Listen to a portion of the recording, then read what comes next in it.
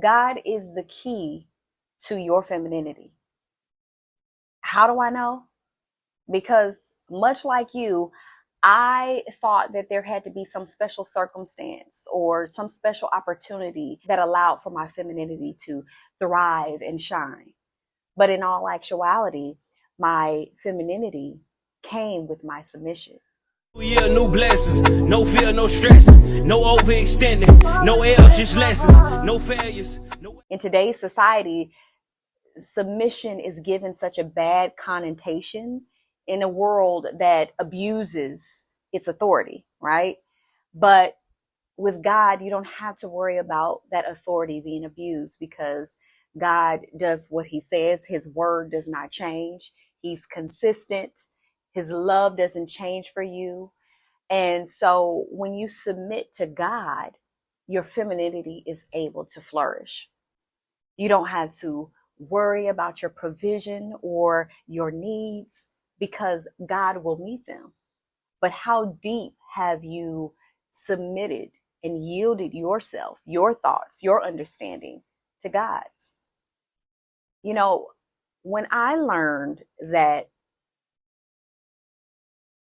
my soft life and femininity was directly aligned to my submission to God, I started to thrive in my femininity, which also attracted my husband.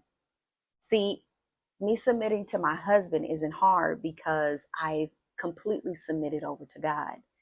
When you submit yourself to God in every area of your life, you start growing more and more. And don't get it twisted. That's not saying that I don't have areas of opportunity, but I'm saying that my submission to my husband is because I first submitted to God completely. A lot of times we as women think that there has to be a special opportunity or person that brings that femininity out of you, but that's giving someone else too much power. It's rendering another human being, another situation or environment too much of your power. It's all up to you. You get to make the decision. You know, a lot of us make things so complicated in our minds when it's really so simple. You know, if you can submit to God, you could submit to your husband. Submitting to a man that loves you, that treats you with so much love and compassion and respect, uh, willing to put down his life for you, just like Christ gave his life for the church. It's such a beautiful thing when you can get a man that is grounded in his submission to God first. So it just makes it so much easier to flourish in your femininity.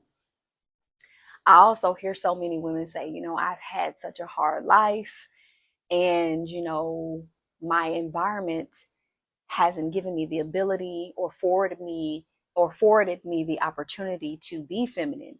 But I think that's a lie we tell ourselves to stay the same, to stay in comfortability and to stay where we are.